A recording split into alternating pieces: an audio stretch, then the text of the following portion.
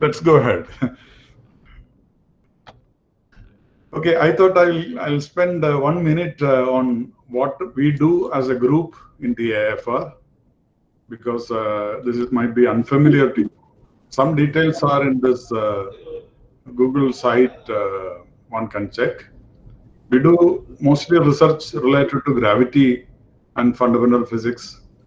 In that, we have a laser cooling laboratory, interferometry, studying some optics. We are also involved in the LIGO India and LIGO gravitational wave projects. Then I study foundations of quantum physics, some experiments related to that. As you know, we were the first group to create a Bose-Einstein condensate in India, but that was long time back.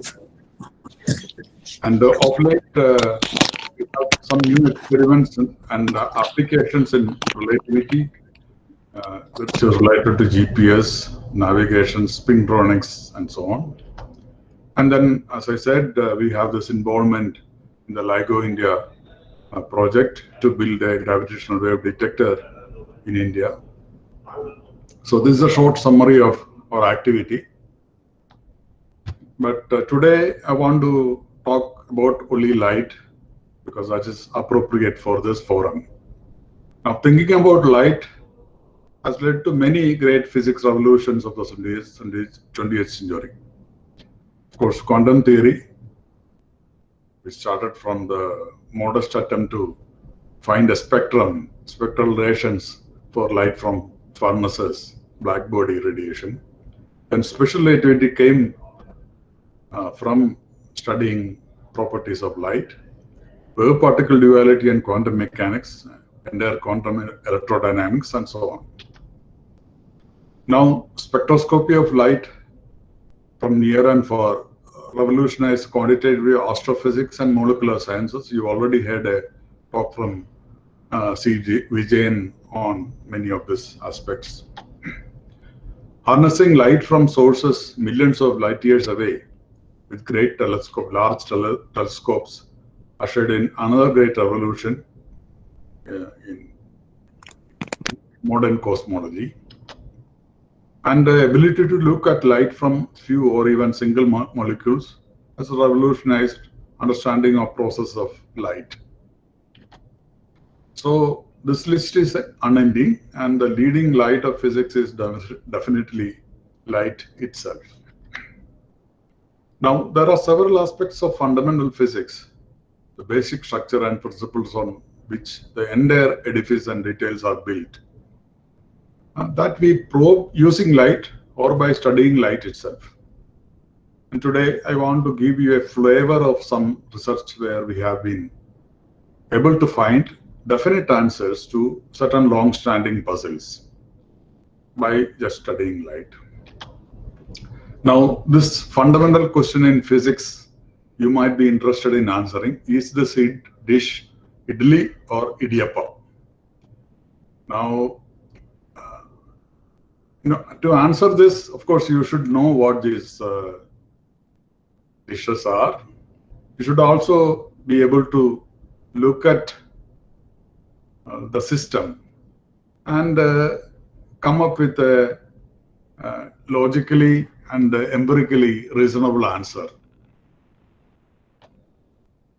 Now, this is very similar to the ancient question about the serpent and the rope confusion. But by studying such questions, you gain clarity and approach closer to what you think as the scientific truth is. Now, a similar question is a photon a wave or a particle? Another question, is light Galilean or Einsteinian? Galilean means its relative velocity is not a constant. Relative velocity like that of sound, c plus or minus v. If it is Einsteinian, then you would say the relative velocity it's an absolute constant in all inertial frames and so on. So these are questions about light which we have asked in the past, and we have given some answers. And I want to have a look at these questions again. Light has properties so unfamiliar to our intuition and experience. And that is a basic reason why we come back to these questions again and again. Now, this issue of wave and a particle, wave-particle duality, which has been addressed very long time ago at the beginning of quantum mechanics, Einstein, de Broglie, Satyendranath Bose, and so on. Now, no medium is required for its propagation as far as we know. And that's how the invariant relative velocity of light becomes a part of fundamental physics. Now, there is a question which we have asked about our own solar planetary system even earlier. Is it geocentric or heliocentric? It was a very, very difficult question to answer, very painful for many, many individuals who tried to answer this question. And the geocentric system stood for thousands of years, not because the reason that the heliocentric system, which we take for granted today, is not difficult. It is not easy to prove. Even today, if somebody asks you, if a school child asks you, how do you prove that sun is at the center of the system and not the earth? That the earth is not, earth is going around and so on. How do you prove that? It's a very difficult thing to prove, even today. So these are very difficult questions. People have struggled to answer these questions. Now, light as a particle. There were good reasons why people thought light is a particle. Newton, for example, then even Einstein, S.N. Bose, which I will come to soon. See, if you take light and look at how it passes through a dense material like glass.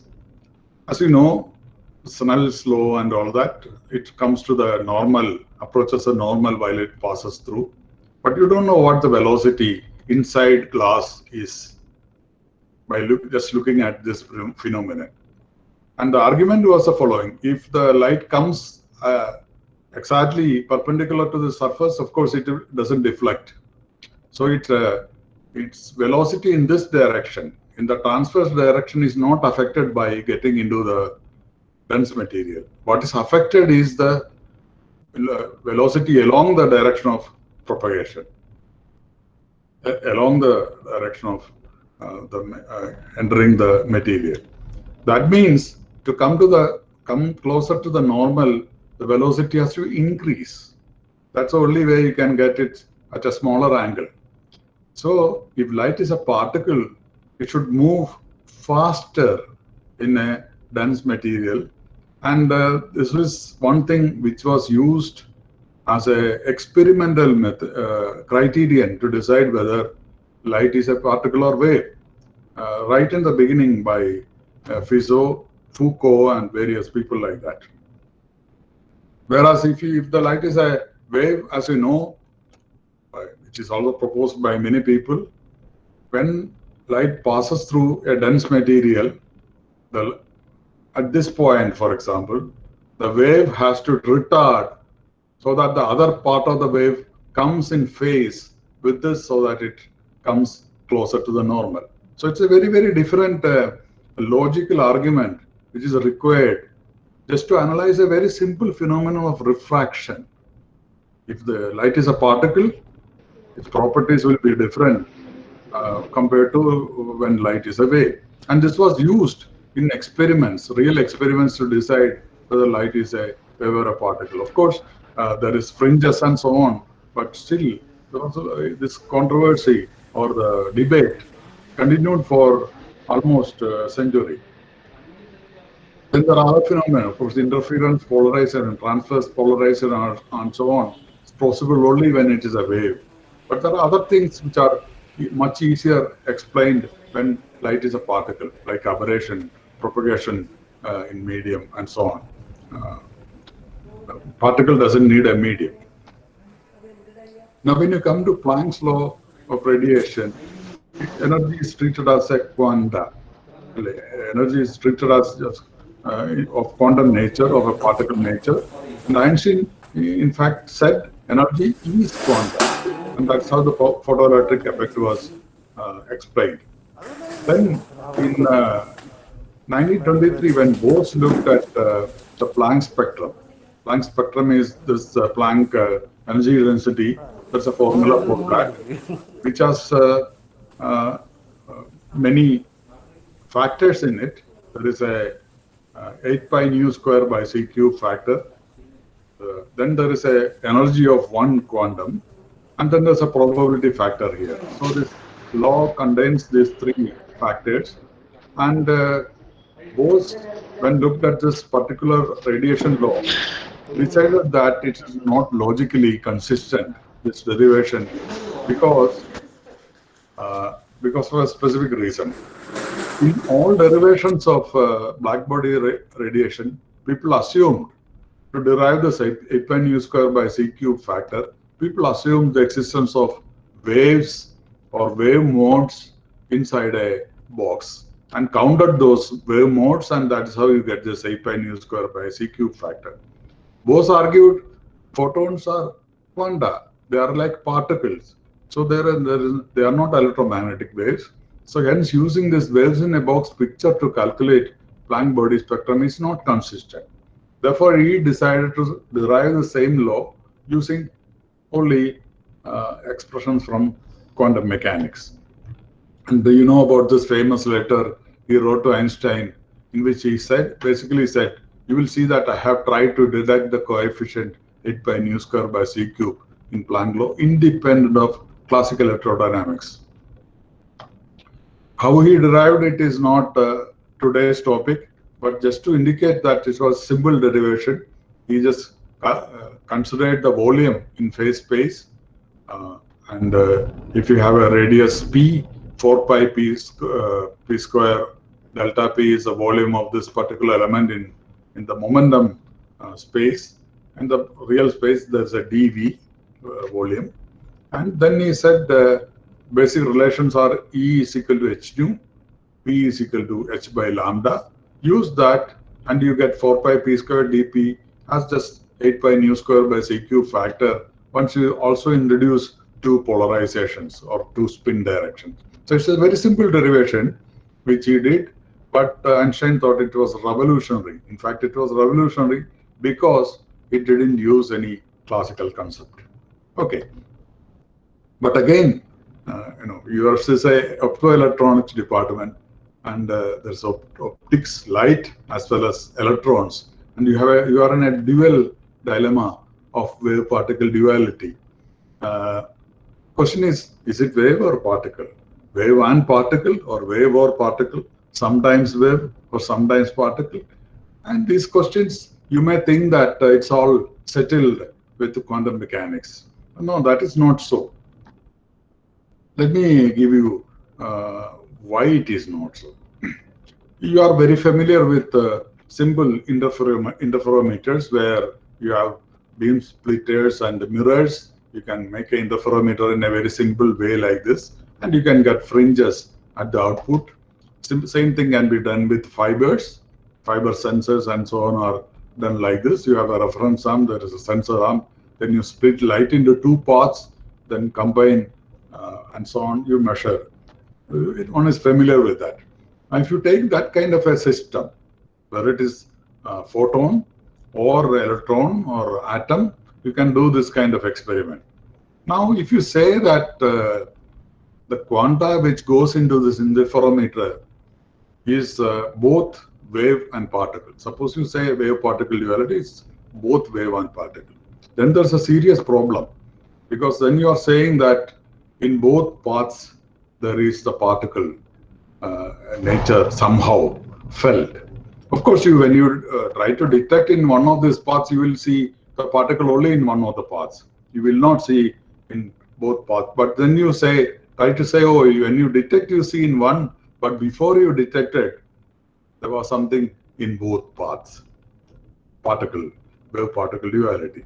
Well, that is not consistent, because if you say that, you are violating all conservation laws of physics, because the particle which is in one path and in the other path. If the particle is in both paths, it has to be sharing its mass, charge, and spin and so on in entirety. It cannot just share half the mass in one path and half the mass in another path and so on.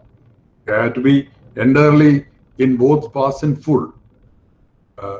If you say that there's a particle in both paths, then there has to be entire mass here and the entire mass here. So therefore, you are violating conservation laws. It's a serious problem. So it cannot be the matter, it cannot be the particle which is in both paths.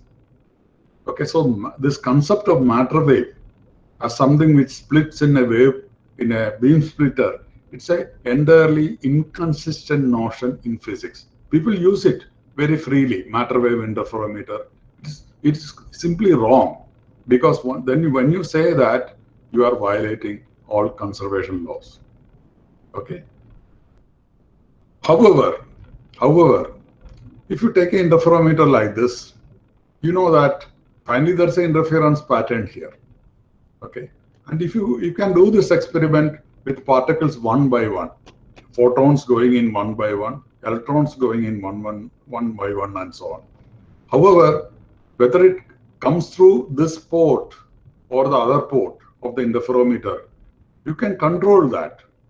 If the phases are adjusted to be an integral multiple of 2 pi, then it comes through one path. If it's a odd integer multiple of pi, then it comes through the other path. Definitely, it is predictable. In between, of course, you cannot predict, and you get a cosine kind of a probability. Now, even when this is predictable, the phase, total phase difference is controlled by what you do in both paths.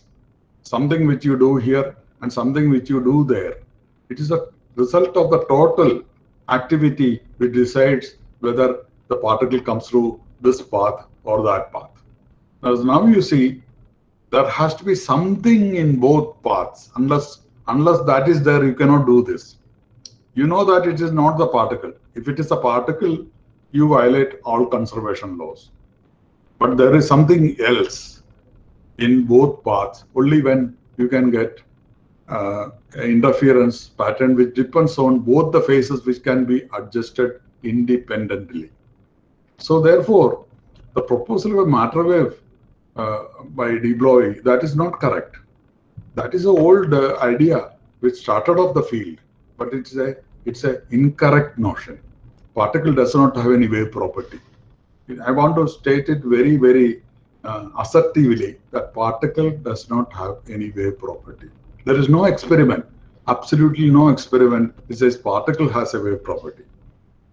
The experimental proof is for saying there is something behaving as a wave in both paths. What is it?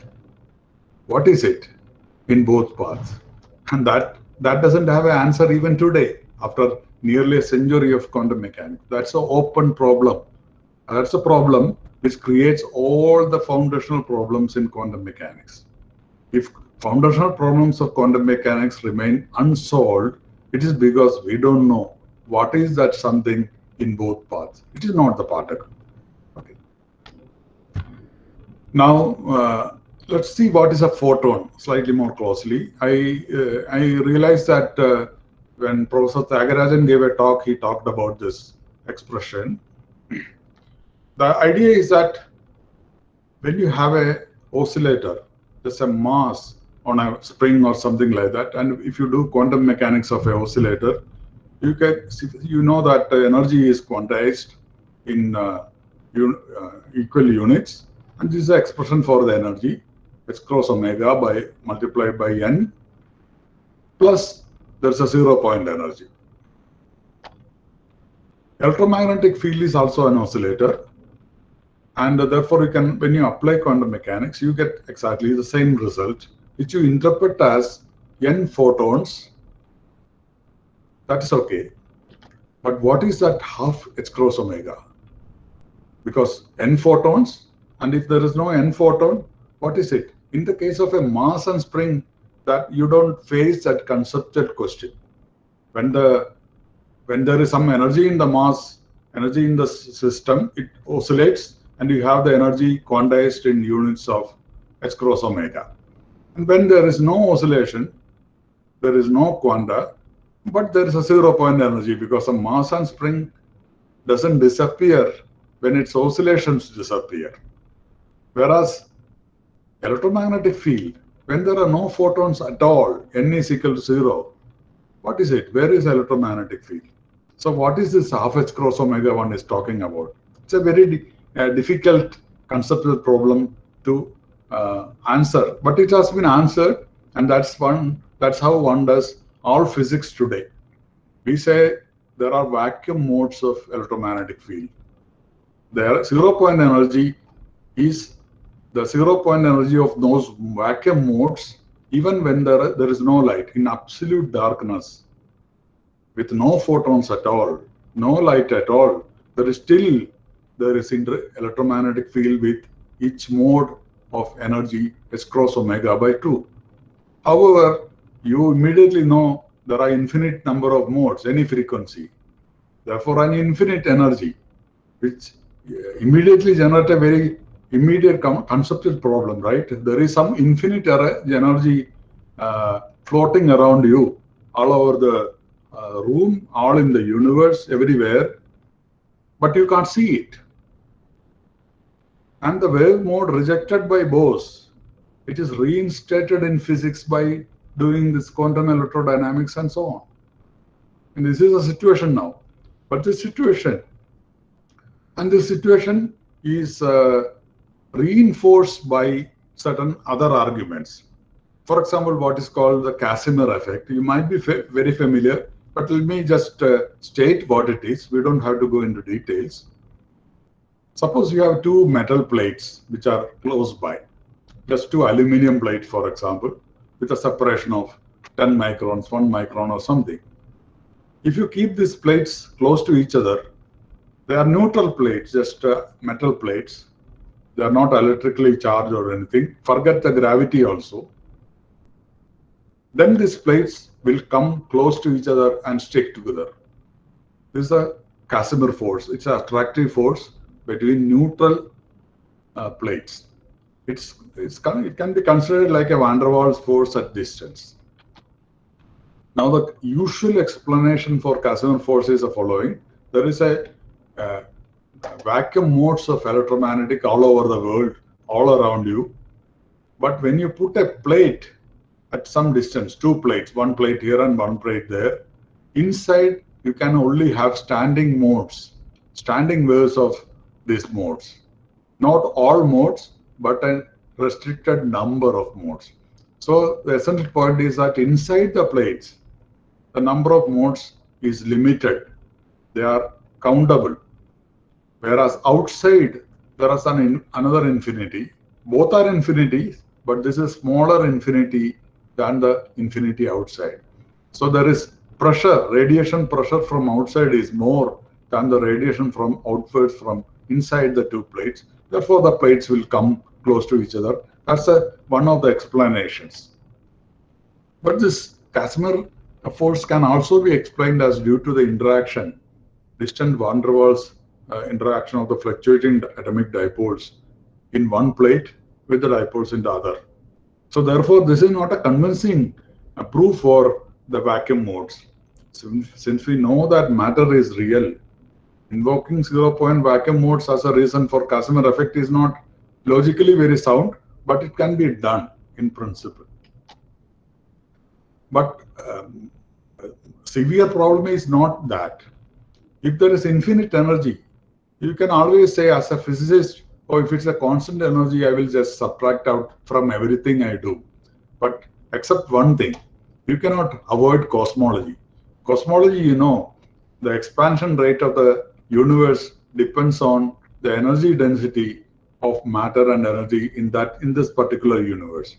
So if there is a lot of energy density coming from 0-point mode, that will affect the expansion of the universe. And infinite energy means zero expansion, zero collapse type. So therefore, there's a very severe conflict between optics, quantum optics, and cosmology. Today in physics, it is known for almost 100 years. There's a conflict, real conflict, physical conflict between simple optics, quantum optics, and cosmology. Only one of them can be right at the foundation. Either cosmology is all wrongly understood or quantum optics foundations are incorrect, especially this vacuum modes and so on. So I thought I want to point out one simple experimental situation. See, forget all this Casimir effect and so on. There's a very, very simple proof in quantum optics that seems convincing, which cannot be surpassed by arguments of theory. Let me say what it is. It seems to suggest that this vacuum modes of electromagnetic field, in the absence of real light, has some reality. And the crucial element in this argument is a simple device called beam splitter, which we use in your laboratories to make interferometers and beam splitting in for various optics experiments. As you know, the beam splitter is just a piece of glass which is coated. When light goes in, it splits into two parts. It can be made with a prism, two prisms stuck together as well. Of course, you can use a beam splitter as a beam combiner by having additional input here in the fourth input. So you have A, B as an input and C and D as output, as I shown here. Now, let's look at simple relations. You know that light, the energy is conserved. What you put in, what comes out of a beam splitter has to be equal to what you put in. So C square plus D square, the intensities, has to be equal to A square plus B square, the input intensities. Now, the C is a linear superposition of A and B with a root 2 coefficients because it's a wave. So C is 1 by root 2A plus 1 by root 2B. That's very simple. But now what is very interesting is D is not A plus B. It is A minus B. Root 2A minus root 2B. There's a phase factor which you have to put in here. Why? In the simple situation, for example, the C square, the intensity here is C square, which is half A square plus half B square plus AB. But the intensity at this port will be D square, which is also A square plus B square. If it is plus here, both will be plus AB. But then the total intensity will not match the input intensity. It will violate the conservation law, right? So it has to be minus. There are other ways to argue this. And so this phase factor in the beam splitter is a very, very interesting. This phase factor makes this beam splitter a most interesting optical element, though it's just a piece of glass coated with something, just some metal or a thin film. And this is a basis of what is the most fruitful kind of measurement in quantum optics called the homodyne measurement.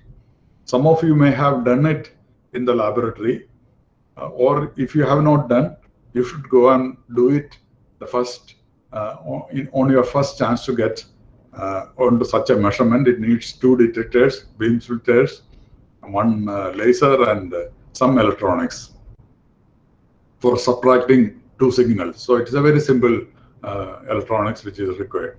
Let's look at what you put in, what I call a signal, and a laser which I call a local oscillator, L.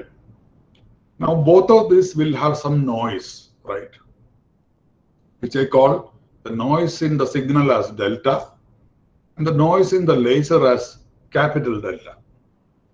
So all this adds together and combines here in the beam splitter and comes out. I'm not putting the 1 by root 2 factors and so on for simplicity. And then I take the intensity. So I will have a square, a delta square, L square, a capital delta square, and the cross terms. I'm not taking the square of the small noise terms here.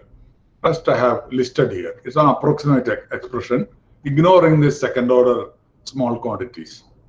You see, there is a signal square, intensity of the signal, intensity of the laser. Then there are these cross terms with noise and signal and so on. But because of this phase factor of -1, the other port, in the other detector, the intensity is slightly different. It has certain positive terms and certain negative terms. And now I do a differencing here using a simple differencing electronics. So I'm just detecting intensities and doing a subtraction. And what comes out is only the cross terms. All the other terms have disappeared. This is what is called a homodyne measurement. It's the most important measurement in quantum optics and applications like gravity wave detection, because it amplifies. If the signal is very small and the laser intensity is very large, it amplifies. It gives you an amplified signal. Instead of S square, it gives you a cross product of L and S. So it's a very large signal. It's amplification of S by L. And it also gives you amplification of the noise in the signal. But the amplification, there is no noise of the local oscillator appearing in the output. So you can use any intensity you want for a laser there. Its noise is not appearing here. So it's a remarkable measurement, as you can see. We don't have time to go into how remarkable this measurement is. But now, let's say, I want to show you a surprise. Suppose I switch off this laser here, signal here. There is no output at all, no light coming through this particular port here. There's only this local oscillator. Suppose that's the situation. Then nothing should be there, right? If there is no signal here, its noise, signal, everything goes zero. Nothing should come out there. But when you make a measurement, what is actually seen is 4L delta. The same noise. The noise doesn't disappear. The signal disappears, noise does. So the signal disappears, the noise of the signal doesn't disappear. When you do this measurement, actually, you should have got a 0, you don't get a 0. This is very serious, because this means that though the signal has disappeared, the photons have disappeared entirely. The vacuum photons, the half H cross omega, the vacuum, you can call it as a photon, but the vacuum mode seems to be coming in and mixing with the local oscillator and giving the exactly same noise. So the noise here must be what is called a quantum noise, and this is supposed to be the ultimate proof for the reality of the vacuum mode. So you cannot dismiss it. You can dismiss Casimir effect, you can dismiss cosmology, but you cannot dismiss this. This seems to be the proof that there is some reality to the vacuum mode. However, I just want to briefly tell you some experiment I did fairly recently.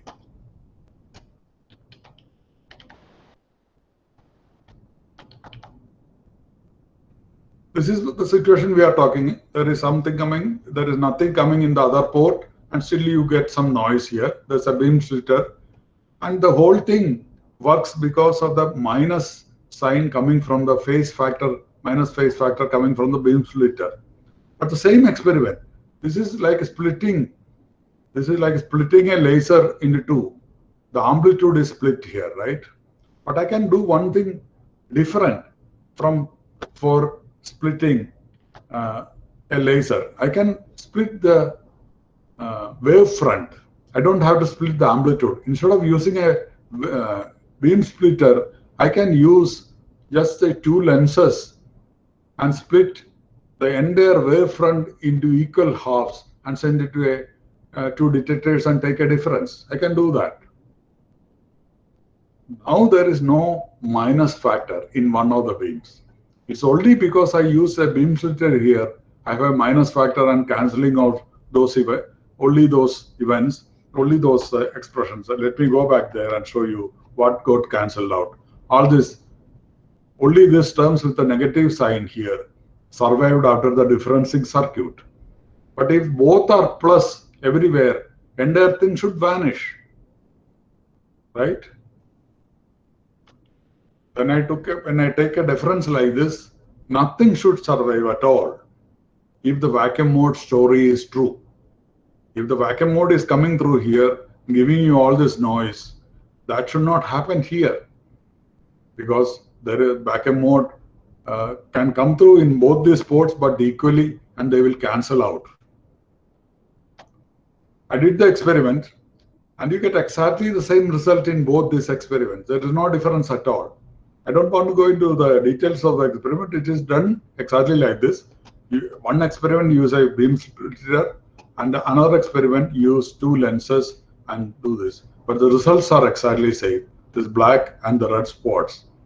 That means the story of vacuum mode coming through this port and creating quantum noise is just nonsense. That's not what is happening. There are no wave modes of quantum optics. Bose was right. Photons are particles. Maybe there is some other thing which is behaving as waves, but not the photon, not the vacuum modes of the photon, not the vacuum modes of quantum optical. The quantum optical zero-point energy is just a misunderstanding in quantum optics. So, is it idli or idiyappam? You can ask again. It is not easy to answer. Of course, one says the proof of the pudding is in the eating. That we can do at the end of the talk. Let's go ahead with the questions. I want to take up this second question here. Is light Galilean or Einsteinian? And you will now get very upset with me, probably some of you. Oh, don't we know the answer for that very clearly for a century or even more? Let's see. This is something very poetically written by a radio astronomer physicist called Charles Downman during Einstein's visit to Paris in 1922, which is a very famous visit for various reasons. I don't know, we are not talking about that, but let's read this. He says, however, he says Einstein's theory is very consistent. Then he says, however, there is still something infinitely troubling in the Einsteinian system. This system is admirably coherent, but it rests on a particular conception of the propagation of light. How are we to imagine that the propagation of a ray of light could be identical for an observer who flies away from it and for an observer who rushes forward to meet it? If this is possible, it is in any case inconceivable in our customary mentality. And no matter how hard we try, we cannot make the mechanism and the nature of that propagation intelligible. It must be confessed that here lies a mystery which eludes us. The whole Einsteinian synthesis, as coherent as it is, rests on a mystery, exactly like the revealed religions. So you can believe it, you can disbelieve it, but it is only that. The thing is, this postulate of the constancy of the velocity of light was never verified in any experiment in the last 100 years. That might be a surprise to you. You might think that this has been tested so many times. No, this postulate of the constancy of velocity has never been verified in any experiment. Before I say something about it, let me quickly say, we know what it is. GPS is in everybody's life so much these days that I don't have to think. Now, you know how the GPS system works. There are many satellites from which you get timing signals and you can triangulate your position. So it is like this. So you are in some place on the Earth and there are several satellites from which you get timing signals.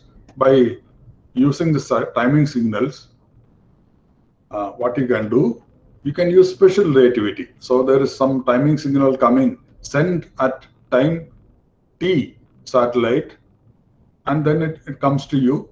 There's a time difference here. If you know the time difference, you just use special relativity, which says the time has to be distance divided by c, because c is a constant. or distance is equal to CT is the formula which is used, which is independent of whether you are moving or you are stationary and so on. Satellites move. No, it doesn't depend on any movement. It's an absolute constant. That's what is used. This is what is to be used. The special relativity is right. This is this timing formula, or this is what is to be used in the algorithm which finds a distance between the satellite and the mobile receiver, right? So this is what I just said. According to the special theory of relativity, since the speed of light is an invariant constant, propagation delay from satellite to the distance is d by c. So if the time difference is delta t, range is c delta t. Very simple. However, suppose velocity of light was not a constant. Suppose it was Galilean, c plus v, c minus v, and so on. What would be the formula? Formula will be, of course, different. Delta t is d divided by c minus v magnitude, which you can calculate because this is vector addition you have to do. Anyway, when you do that, you see that it is d by c plus some little bit extra, right? Because if the velocity is small, then the delay had to be more. So the formula is different, d by c plus d dot v by c square, which is not special relativity. It is like either theory or any theory with the absolute frame. This is what you get. Then the range formula will drastically change. Instead of ds equal to c delta t, now you have c delta t minus ds by v by c square, because the range is not really that much. Range looked larger because delta t looked larger because the velocity was actually lower. So this is a new formula if the velocity of light is not a constant, really. So you can easily check, no, in GPS, GLONASS, NAVIC, so many GPS systems, GNSS systems are in operation. You can check which is the formula which is actually used in any of those. It turns out you can go and check. It is not this formula. It is other formula which is used, really used. Only then you remain on the road. Otherwise, you will go off the road in no time. So I want to state it as a fact. GPS in your light phone is your pocket proof and everyday reminder that you are carrying the burden of a grossly incorrect theory called special theory of relativity. Anybody can check and verify. Okay. So you'll ask me, what about the Michelson-Morley experiment? Didn't Michelson prove that the relative velocity of light was a constant? Or people like that? Of course, if Michelson proved this fact, then Michelson should have known this. Michelson should at least know. At least Michelson should know, right? But Michelson, in 1925, Michelson-Morley experiment was in 1887. In April 1925, Michelson wrote a paper in Astrophysics Letters, the effect of the Earth's rotation on the velocity of light. The first paper says, theory of the effect of the rotation of the Earth on the velocity of light are derived on the hypothesis of a fixed ether. He's doing it in 1925. Obviously, Michelson didn't know that he had proved velocity of light was a constant. Otherwise, he wouldn't write such a paper in 1925. You can either do it by sending light around the Earth or in a smaller circle locally here. But we don't worry how exactly it is done. I want to show you what he published. It's a very famous experiment. It's called the Michelson-Gale experiment, in which he says he built a very large interferometer, 1 mile size evacuated interferometer in 1925. You see how heroic kind of experiment he did. Then he says he found the beam traversing the rectangle in a counterclockwise direction was retarded. The velocity of light in one arm was retarded. It was not c. The observed displacement of fringes was found to be some value, agreeing with the computed value, which was in the previous paper. You see. So Michelson did not prove the velocity of light a constant. He, in fact, proved that in rotation, at least, the velocity of light can be affected. So, see, the point is the Michelson-Morley experiment was a two-way experiment. That is, light goes and comes back as the interferometer is moving. So, if you are watching from a frame outside, you'll see the interferometer moving, light going and coming back. One way it travels large distance, and other way it has to travel a shorter distance. It's a two-way experiment. You can also draw the same diagram or animation in the rest frame of the interferometer, sitting with the interferometer. Then one way light goes slower and the other way light goes faster. One way is slower and the other way is faster, C plus V and C minus V. And this is a delay you should get, but then there is length contraction and time dilation effects, like 1 minus V square by C square, square root, each one of them, length contraction, time dilation. That will cancel out this particular factor here. Therefore, final duration is 2L by C. Even though the velocity of light is C minus V and C plus V, length contraction, time dilation cancels that effect. And in Einstein's relativity, of course, velocity is same in both ways, right? In the rest frame or whatever frame you take, it's the same thing. It's 2L by C. So in both in a Galilean experiment, Galilean theory, as well as in special relativity, you get exactly the same result for a two-way experiment. Two-way experiments cannot test. That's the interesting thing. Two-way experiments cannot test the difference between special relativity and either theory. Okay, both are correct. So all the statement to the contrary in textbooks and in papers by experts that Michelson-Morley experiment is a proof for the constancy of the velocity of light are just incorrect. As this elementary proof which I just showed you just shows you very transparently. You don't have to believe anything. You can do it, verify it yourself. So the only way is to do a one-way experiment. You cannot do a two-way experiment and hope to resolve this very important question. But how does one do a one-way experiment? Michelson did it in a rotating frame, but that people don't take seriously.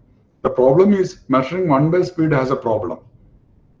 For measuring one-way speed, you have to send light from one end to the other end, like this.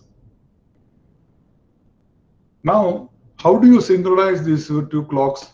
One clock is here and one clock is far away. You cannot synchronize. Unless you synchronize the clock, you cannot measure the time delay. How much time light took to travel a distance d. Only when you measure the time delay, you can measure the relative velocity. But you cannot, if you are here, the other clock is far away. You cannot synchronize, because for synchronizing, you have to use the same light which you are trying to study.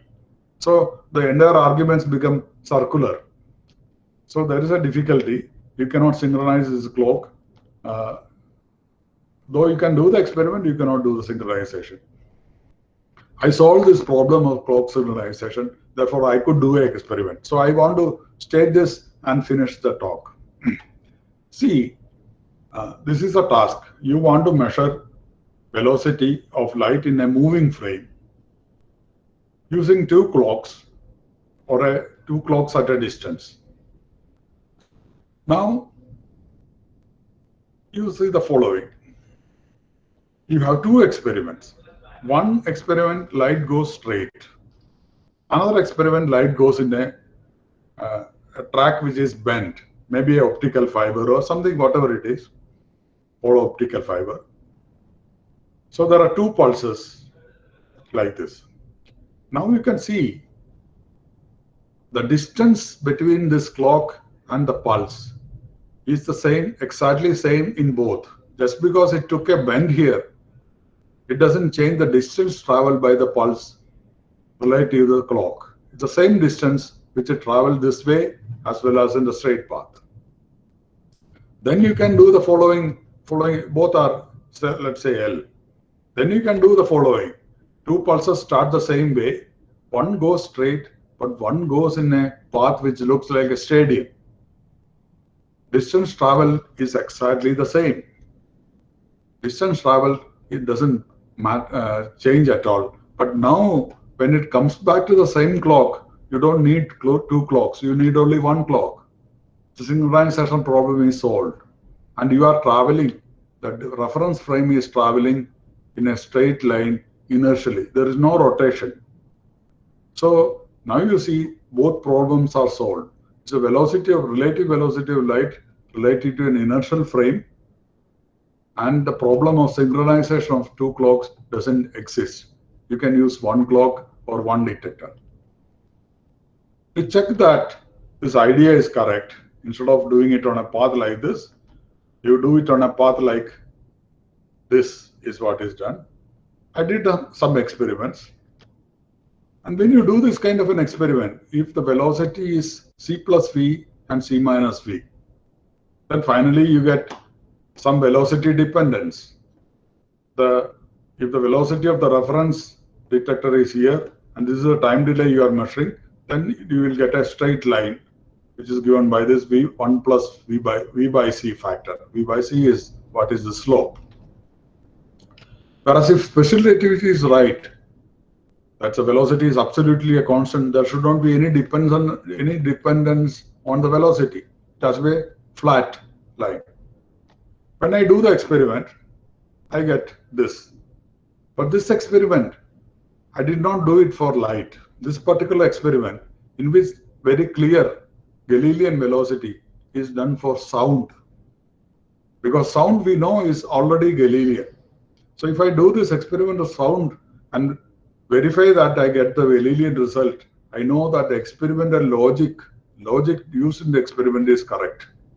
So I created an experiment in which I create sound pulses. I send it around in a path which is like a stadium, get it back on a microphone in the detector, near the detector, which is moving together with the source, and so on. Details are not very important. What I did is exactly what I showed in the animation, and I got the Galilean result back. Now I can repeat the same experiment for light using an interferometer, like you do in a laboratory. Have a moving platform. Platform can move. There's a particular path which I create like a stadium. Light goes and comes back to the same detector, and I have two such light beams going in the clockwise direction and the anti-clockwise direction, so that I can do a measurement using interferometry. I don't have to do it, but interferometry is very convenient. And I get the same result with light. I get a slope which is equal to v by c. Exactly same. Let me show you a comparison. When I do an experiment for sound, I get a curve like this with the slope equal to v by c, where c is a velocity of sound in this case, and I get exactly similar data for light for a similar experiment, v by c. Here the c is velocity of light. So this shows that light is actually Galilean. That is why in GPS they have to use an algorithm which is not special relativity algorithm. We have been believers of special theory of relativity. We have been believing that the velocity of light is an absolute constant. It's a belief. But when you do a real experiment, solving all the conceptual problems, you get the truth. Light is Galilean. See, there is an interesting remark by Einstein. He says, the theoretical scientific researcher is not to be envied, because nature, or more precisely put, experiment, is a merciless and not very kindly judge of his efforts. She never says yes to a theory. In the best case, merely perhaps, but in most cases, simply no. If an experiment agrees with the theory, it means perhaps. But if it does not agree, it means no.